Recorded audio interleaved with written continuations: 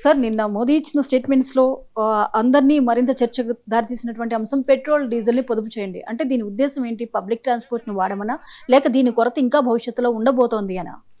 Yes అంటే ఇప్పుడు మోడీ గారు నిన్న హైదరాబాద్లో మాట్లాడుతూ దేశ ప్రజలకు మరో బంగారం కొనొద్దు అనేది విజ్ఞప్తితో పాటు పెట్రోల్ డీజిల్ని పొదుపుగా వాడండి అనే ఒక సందేశం ఇవ్వడం జరిగింది.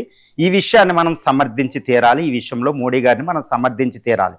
కానీ చాలా వరకు ఇది ప్రభుత్వం తప్పు కూడా, ప్రజల తప్పే కాదు ప్రభుత్వం తప్పు కూడా ఉంది. కానీ ప్రస్తుత పరిస్థితుల్లో మోడీ గారు చెప్పినట్టు పెట్రోల్ డీజిల్ మనం పొదుపుగా వాడుకోవాల్సిందే. ఆ విషయంలో మోడీ గారు చెప్పింది ఏంటంటే public transport mass transport systems వాడుకోండి. పబ్లిక్ బస్సులు, పబ్లిక్ రవాణా, ఈ మెట్రోలను వాడుకోవాలి. మనం కార్ పూలింగ్ అనేది ఒకటి పోవాలి. సాధ్యమైనంత వరకు work from home, so that వాళ్ళు ఈ మోటార్ సైకిళ్ళు, కార్లు వేసుకెళ్ళిపోవడం వల్ల చాలా పెట్రోల్ డీజిల్ నిల్వ చేయబడితే ఇది మోడీ గారు చెప్పిందే. కానీ ప్రభుత్వం ఒక తప్పు చేసింది. ఆ తప్పు ఏంటంటే ఆయిల్ ఇండిపెండెన్స్. ఇప్పుడు అబ్దుల్ కలాం గారు మనకి ఎప్పుడు చెప్తారు, ఈ ఎనర్జీ ఇండిపెండెన్స్ అనేది స్వతంత్రం వచ్చిన తర్వాత ప్రభుత్వం విఫలమైంది.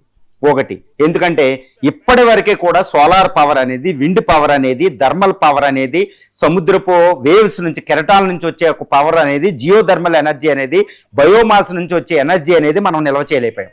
అది చాలా తప్పు, డెవలప్ చేయలేకపోయాం. న్యూక్లియర్ ఎనర్జీ కూడా 2.2% ఉంది, అది డెవలప్ చేయలేదు ఇండిపెండెన్స్ 80 సంవత్సరాలుగా.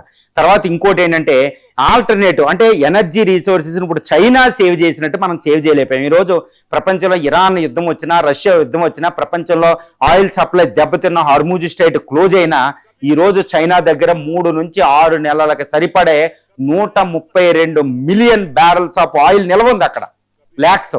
కానీ మన భారతదేశం దగ్గర కేవలం వారం రోజులకి సరిపడా ఆయిల్ రిజర్వ్స్ ఉన్నాయి. ఇటు బెంగళూరు, అక్కడ మంగళూరు, హైదరాబాదు, పరూరు దగ్గర.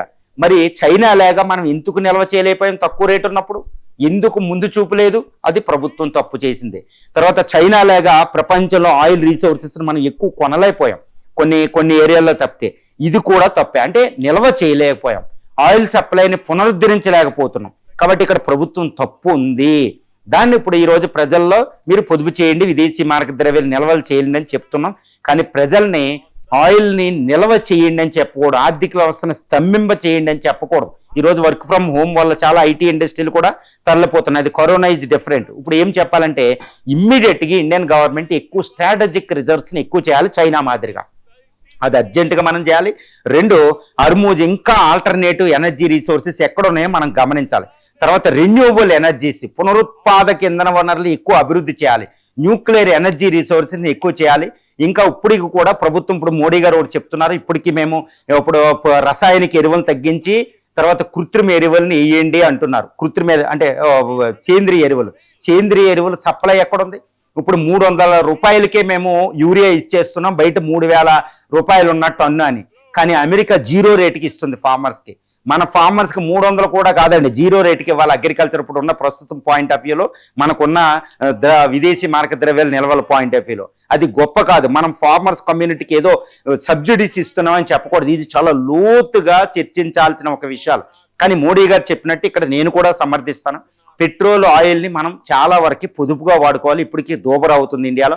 అక్కడ విదేశీ మారక ద్రవ్యాలు, తర్వాత క్లైమేటిక్ చేంజ్ పాయింట్ ఆఫ్ వ్యూలో హైయెస్ట్ ఎమిషన్స్ పెట్రోల్ డీజిల్ నుంచి వస్తాయి. కాబట్టి ఈ పాయింట్ ఆఫ్ వ్యూలో కూడా మనం పెట్రోల్ డీజిల్ని తక్కువే వాడాలి. కానీ ప్రభుత్వం ఎట్టి పరిస్థితుల్లో కూడా చాలా చర్యలు తీసుకోవాలి. ఎనర్జీ సెల్ఫ్ సఫిషియన్సీ కాదండి, ఎనర్జీ ఇండిపెండెన్స్ వైపు అబ్దుల్ కలాం గారు చెప్పినట్టు.